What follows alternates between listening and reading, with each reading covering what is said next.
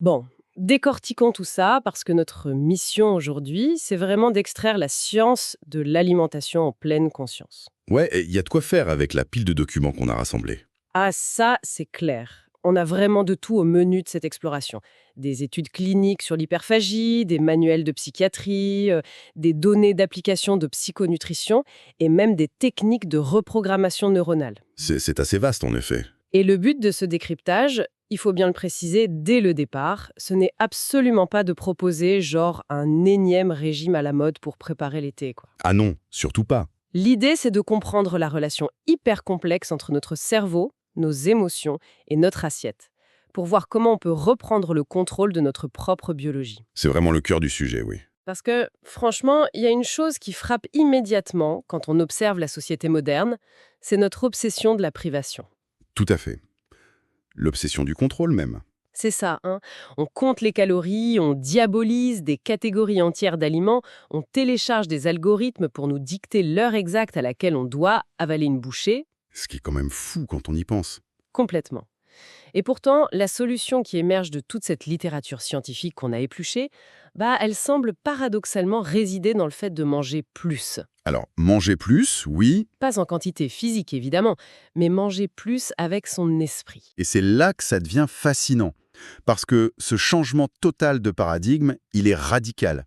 Le cadre que posent ces recherches psychiatriques, il est très clair. Le problème fondamental de notre alimentation moderne, c'est pas ce qui se trouve physiquement dans l'assiette. C'est pas le bout de pain ou le fromage, quoi. Non, le vrai coupable qui est mis en évidence, c'est le pilote automatique de notre cerveau. L'acte de se nourrir aujourd'hui, c'est devenu une action fantôme. Une action fantôme. C'est-à-dire? Le corps ingurgite, mais l'esprit est complètement ailleurs. Et pour comprendre comment inverser cette tendance, il faut d'abord regarder sous le capot. Analyser mécaniquement pourquoi notre cerveau, qui est pourtant une machine ultra complexe, se fait pirater de manière aussi prévisible tous les jours. Et ce piratage, si je comprends bien les textes, il repose avant tout sur une confusion biologique entre la vraie faim, donc la faim de nos cellules, et la fausse faim, celle des émotions. Exactement. Il y a un bagage évolutif qu'on partage tous, hein. Oui, notre organisme s'est construit pour survivre dans un environnement où la nourriture était rare. C'est ça. Donc face au stress, à la solitude ou même juste à l'ennui, le corps va réclamer du sucre. Comme carburant immédiat. Oui. Et aussi comme un rappel biochimique du réconfort primaire, tu vois, le lait maternel. Il va aussi réclamer du gras pour stocker de l'énergie en prévision d'une famine hivernale. Et du sel pour retenir l'eau. C'est un instinct de survie super classique en fait. Complètement. Mais ce qui ressort vraiment des recherches actuelles, c'est la façon dont notre environnement moderne exploite cette faille évolutive, et avec une précision vraiment chirurgicale. Ouais, l'industrie agroalimentaire a un peu transformé cette adaptation de survie en vulnérabilité, quoi. Grave. Les données montrent par exemple que le simple fait de manger devant un écran, Le fameux plateau télé. voilà, manger devant un écran, ça augmente la prise alimentaire d'environ 30%. 30%? C'est énorme! Et la mécanique derrière ça, elle est purement neurologique. L'écran, en fait, il anesthésie les sens. L'attention visuelle et auditive est complètement accaparée par la série télé ou le smartphone. Du coup, le cerveau n'enregistre même plus l'acte mécanique de mâcher et d'avaler. Exactement. C'est le cerveau cognitif qui décide de continuer à manger, juste par inertie. Et ça bloque totalement les signaux de satiété qui sont envoyés par notre système digestif. C'est fou! Et à ça, il faut ajouter ce qu'on appelle la neuroassociation, qui est très utilisée en marketing. Ah oui, j'ai vu ça! C'est quand les publicitaires lient des émotions intenses et hyper positives comme la joie, la famille, l'appartenance sociale à des produits ultra transformés. C'est exactement ça. Et en faisant ça, ils créent des pics de dopamine anticipatoires. Donc avant même de manger le produit. Voilà. Le cerveau libère l'hormone du plaisir avant même la consommation. Ça déclenche une compulsion d'achat basée uniquement sur l'anticipation d'une émotion, pas du tout sur un vrai besoin métabolique. Franchement, c'est une architecture qui semble presque impossible à déjouer. C'est comme si notre cerveau humain, c'était un super ordinateur surpuissant, mais dont le pare-feu de sécurité se faisait désactiver par un simple pop-up publicitaire qui contient du sucre. C'est une excellente métaphore. Mais physiologiquement parlant, j'ai une question. Si le cortex humain, donc notre centre de décision rationnel, est si évolué que ça, pourquoi il tombe systématiquement dans le panneau? Pourquoi une simple petite contrariété au boulot, ça déclenche une fausse faim incontrôlable? La réponse se trouve dans la hiérarchie de nos structures cérébrales. En fait, face à une contrariété, le système nerveux génère une tension. un pic de cortisol. L'hormone du stress. C'est ça. Et là, le système limbique, qui est notre cerveau émotionnel et primitif, il cherche immédiatement une valve de décompression pour rétablir l'équilibre. Et c'est là que la nourriture intervient. Tout à fait. La nourriture très dense en calories, elle offre cette récompense chimique immédiate, sous forme de sérotonine et de dopamine. La boucle, elle est d'une efficacité redoutable. Anxion, ingestion, anesthésie émotionnelle. C'est la mécanique même d'une addiction, en fait. Complètement. Et là où ça devient vraiment pervers, c'est le rôle de notre néocortex, la partie rationnelle de notre cerveau. Qu'est-ce qu'il fait, lui? Il essaye pas de nous arrêter? Mais au lieu d'agir comme un frein, il intervient très souvent a posteriori, juste pour rationaliser l'impulsion du cerveau émotionnel. Ah, il nous trouve des excuses. Voilà, il va construire un petit narratif genre Oh, la journée était rude, cette récompense est bien méritée ». Ou alors C'était le dernier paquet dans le placard, il fallait bien le finir ». Donc la rationalité se met carrément au service de l'impulsion. C'est dingue. C'est fascinant et effrayant à la fois. Mais du coup, si notre cerveau primitif réagit avec autant d'intensité au contexte et à notre état émotionnel, la suite logique se serait de modifier radicalement les paramètres de ce contexte quand on passe à table.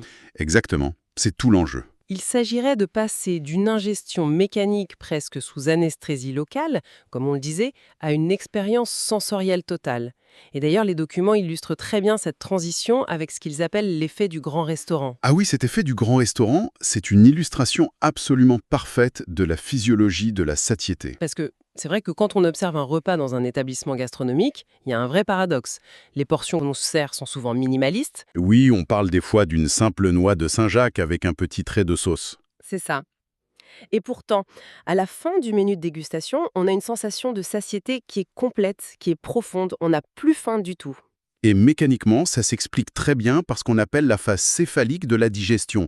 Dans un grand restaurant, la quasi-totalité de notre attention sensorielle est mobilisée. Les fameux 5 sens. Voilà.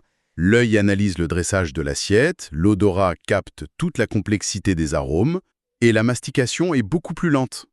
Et cette hyperfocalisation, elle envoie des signaux massifs au cerveau via le nerf vague. Et j'ai lu que l'estomac humain est conçu pour se sentir à l'aise quand il est rempli seulement aux 2/3. C'est tout à fait ça. La saturation sensorielle compense largement le faible volume physique qu'on a ingéré.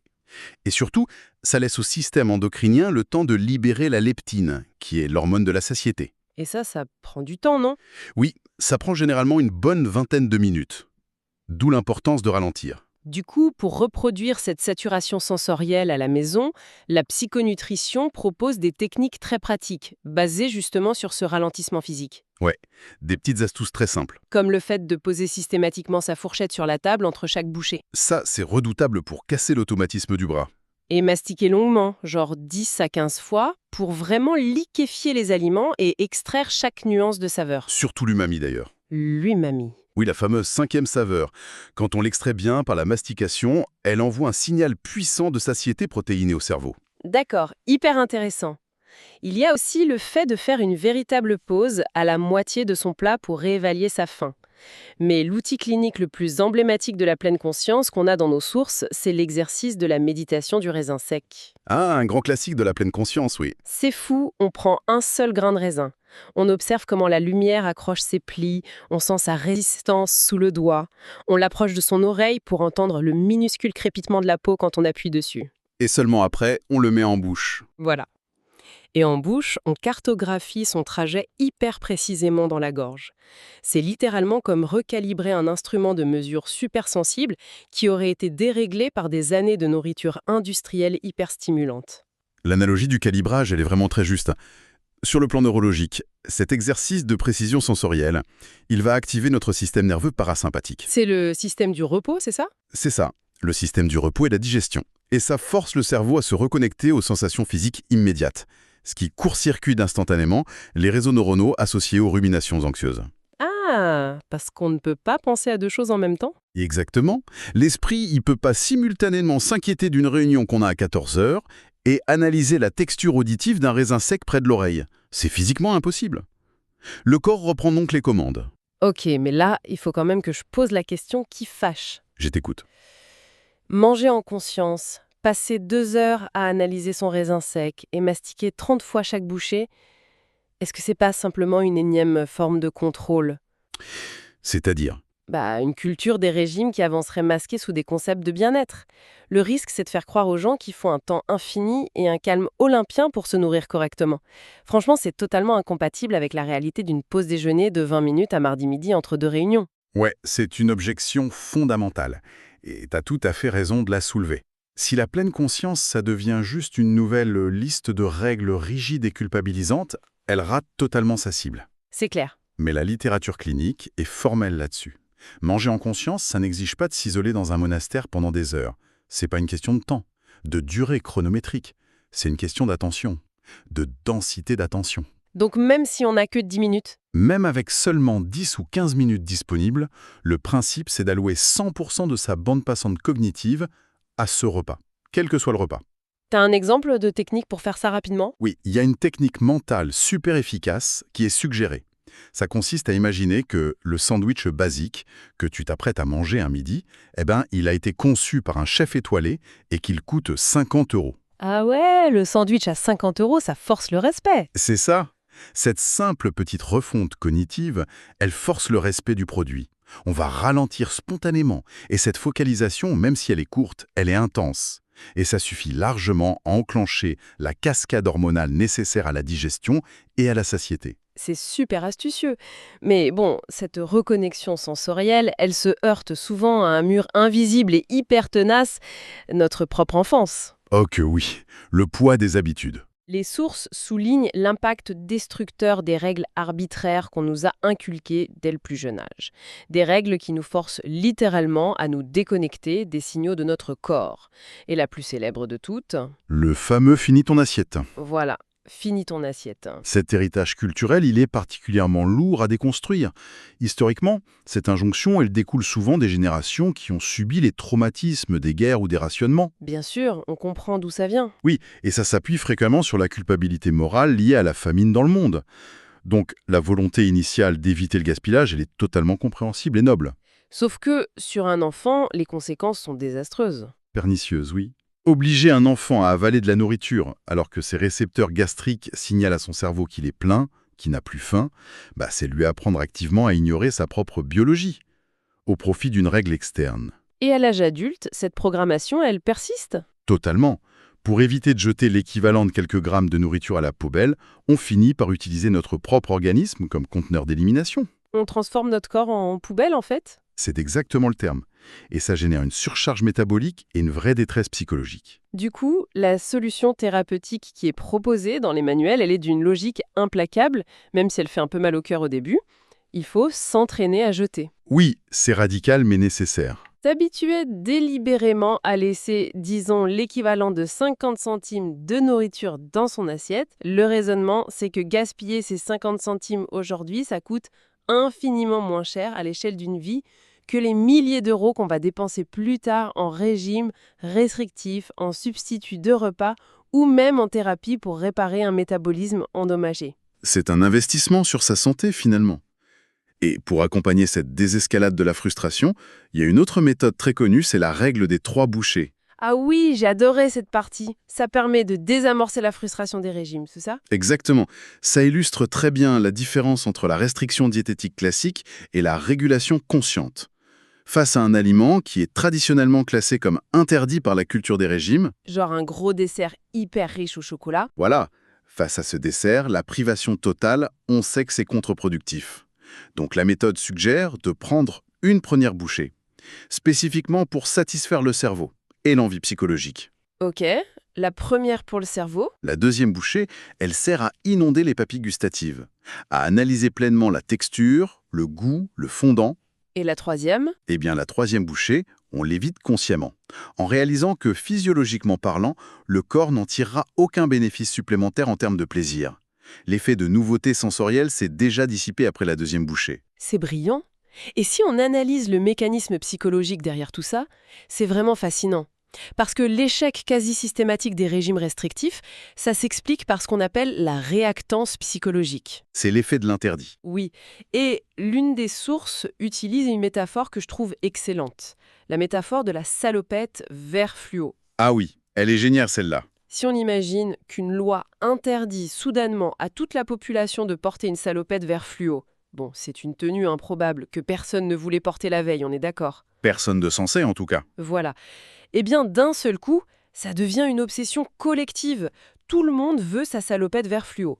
Le cerveau humain se focalise sur l'interdit. C'est mécanique. Et donc, en appliquant la permission inconditionnelle de manger de tout, sans aucun régime, l'alimentation consciente détruit carrément le piédestal sur lequel reposent les aliments ultra transformés ou la junk food. C'est ça. Sans l'interdit, l'obsession, elle s'évapore tout simplement. C'est ce qu'on appelle le principe de l'habituation. Et pour ancrer ces nouveaux schémas de pensée, parce que c'est bien beau de comprendre la théorie, mais il faut la mettre en pratique. Oui, c'est le plus dur.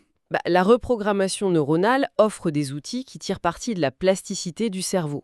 Les textes mentionnent une technique particulièrement ingénieuse et franchement un peu surprenante, c'est d'utiliser le temps du brossage de dents. La technique de la brosse à dents, oui. Physiologiquement, c'est vrai que c'est contre-intuitif d'associer le dentifrice à la neuroplasticité.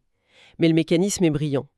L'idée, c'est de se répéter mentalement un objectif positif formulé au présent. Du style, mon corps sait exactement de quelle quantité de nourriture il a besoin. Voilà. Et on se répète ça pendant qu'on se brosse les dents. Et la clé de voûte de cette technique, c'est le système réticulé activateur, cette espèce de zone du tronc cérébral qui agit un peu comme le filtre anti-spam de notre conscience. C'est une très bonne analogie. Le système réticulé activateur, en fait, il filtre les millions de bits d'informations qu'on reçoit chaque seconde. Et il ne laisse passer que ce qui est jugé pertinent ou dangereux. Le reste, ça passe à la trappe. Exactement. Donc, essayer de changer une croyance profonde sur la nourriture par la simple force de la volonté en pleine journée, ça se heurte souvent au mur critique de notre néocortex. Le cerveau rejette l'information. Il se dit « Non mais attends, c'est faux, on a toujours fait autrement ». Voilà. Or, quand on fait une tâche motrice, automatique et répétitive, comme se brosser les dents, l'activité de nos ondes cérébrales se modifie. On glisse souvent vers des états alpha ou θ. C'est un état de légère transe un peu. C'est ça. Le cerveau rationnel, il baisse la garde. Et répéter une intention à ce moment précis, ça permet à l'information de contourner le fameux filtre critique et de commencer à créer de nouvelles synapses directement dans l'inconscient. C'est littéralement du piratage neuronal positif, quoi. On hack son propre cerveau. Changer d'habitude, au fond, c'est comme arrêter de prendre une autoroute mentale surfréquentée, celle du régime et de la privation, pour se frayer un nouveau chemin à la machette dans une jungle vierge. Au début, c'est hyper difficile, mais plus on le prend, plus ça devient un sentier naturel. Belle métaphore. Et cette déconstruction psychologique et neurologique, elle s'accompagne de résultats cliniques tangibles. On n'est pas juste dans une philosophie abstraite de bien-être. Ah non, pas du tout. Les données scientifiques sont là pour le prouver. J'ai été très marquée par l'étude menée par le centre Sérine sur l'hyperphagie boulimique. Le fameux binge eating disorder. Exactement. Les chercheurs ont encadré des patients souffrant d'obésité avec un protocole de 8 semaines. Et attention, basé uniquement sur la pleine conscience. Sans régime. Aucune restriction calorique, aucun tableau de macros à remplir, aucun aliment interdit. Et les résultats finaux montrent une chute drastique des crises de boulimie. Ils sont passés d'une moyenne de 8 crises par semaine à seulement 3. C'est énorme en 8 semaines. Et en plus, ils ont observé une baisse spontanée et naturelle de l'apport énergétique quotidien d'environ 350 kilocalories, sans essayer de se restreindre. Et cette réduction calorique spontanée qu'on observe dans l'étude, elle s'explique tout simplement par la biologie de la mastication et de la tension. En ralentissant la prise alimentaire, les patients ont permis à leur axe intestin-cerveau de fonctionner normalement. C'est une histoire d'hormones, c'est ça. Oui. Les niveaux de gréline, qui est l'hormone qui déclenche la sensation de faim, ils ont eu le temps de chuter. Et en parallèle, la production des hormones de satiété, comme le GLP-1, a pu atteindre le cerveau de manière optimale. Et au-delà des hormones, cet axe intestin-cerveau, il joue un rôle colossal dans la régulation de notre humeur. Oui, le deuxième cerveau, comme on l'appelle souvent. Les sources mettent vraiment en avant l'application Food for Mood, dont les résultats ont été croisés avec des outils de diagnostic psychiatrique très sérieux. Comme le score PHQ-9 pour évaluer la dépression, ouais. C'est ça. Et l'application démontre comment une alimentation de qualité, de type régime méditerranéen, ça module carrément l'inflammation et le stress oxydatif. Bah oui, parce que ça favorise un microbiote intestinal sain. Il faut savoir que les bactéries de notre intestin, elles synthétisent une immense majorité de notre sérotonine. Le neurotransmetteur du bien-être. Exactement. Donc, une alimentation de qualité réduit l'inflammation systémique, une inflammation qui sinon perturbe cette production de sérotonine et qui, à terme, finit par traverser la barrière hémato-encéphalique pour impacter directement l'humeur. Donc on voit vraiment que la boucle est complète. La façon dont on mange modifie notre biologie, qui à son tour modifie notre esprit, qui lui-même régule notre alimentation. Tout est interconnecté. Face à ces mécanismes qui sont super puissants, la tentation, ça serait grande de déclarer l'alimentation en pleine conscience comme la solution universelle, magique et sans danger à tous les maux nutritionnels. Ah oui, mais attention, il y a un énorme mais. Oui, la littérature qu'on a décortiquée inclut un avertissement clinique majeur. Il provient notamment de l'établissement public de santé mentale de Lille. C'est une mise en garde vitale en effet. Il faut impérativement comprendre que la pleine conscience, ce n'est pas inoffensif. Ça peut même être dangereux pour certaines personnes. Pour les personnes qui souffrent de troubles du comportement alimentaire sévères, comme l'anorexie mentale ou la boulimie aiguë. Pour ces patients, l'ingestion mécanique ou expéditive de nourriture, ça sert souvent de mécanisme de dissociation. C'est un bouclier psychologique en fait. C'est exactement ça. Et si on demande à ces patients de prêter une attention totale, ininterrompue et sans filtre à chaque bouchée, ça peut s'avérer complètement dévastateur. Parce qu'on leur enlève leur bouclier. Voilà, ça les prive de leur mécanisme de défense et ça les expose brutalement à l'intensité de leurs propres pensées intrusives. Le cerveau est soudainement inondé d'angoisse massive. Des pensées du genre c'est gras, je vais grossir. Exactement. Angoisse liée aux calories, à la texture du gras, à la peur de prendre du poids. Pour ces populations spécifiques, prêter attention au corps, ça génère une véritable panique. Donc ce n'est pas un remède miracle universel. Non, c'est une stratégie complémentaire puissante, mais l'approche de la pleine conscience doit impérativement s'inscrire dans un parcours thérapeutique global. Ça doit être extrêmement encadré par des professionnels de la santé mentale et introduit avec une immense prudence. L'objectif n'étant pas de manger parfaitement, mais de diminuer progressivement la guerre interne, quoi. C'est une très belle façon de le résumer. Être en phase avec ses valeurs et cesser d'être en guerre contre soi-même. C'est une nuance clinique qui remet vraiment les choses en perspective. Alors, pour faire un peu la synthèse de toute la science et de la neurologie et de la psychologie qu'on a explorée à travers ces documents, on peut se tourner vers la formulation du docteur Jen Chosenbase. Oui, une vraie pionnière dans le domaine. Elle explique que l'alimentation consciente, c'est en réalité le meilleur moyen de renouer avec notre, je cite, nutritionniste interne. C'est l'anti-régime par excellence.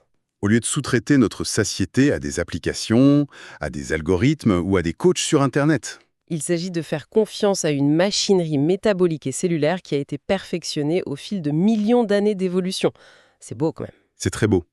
Et d'ailleurs, pour aller encore plus loin que la seule physiologie individuelle, les textes étudiés se concluent sur une dimension presque philosophique. Oui, j'ai vu ça.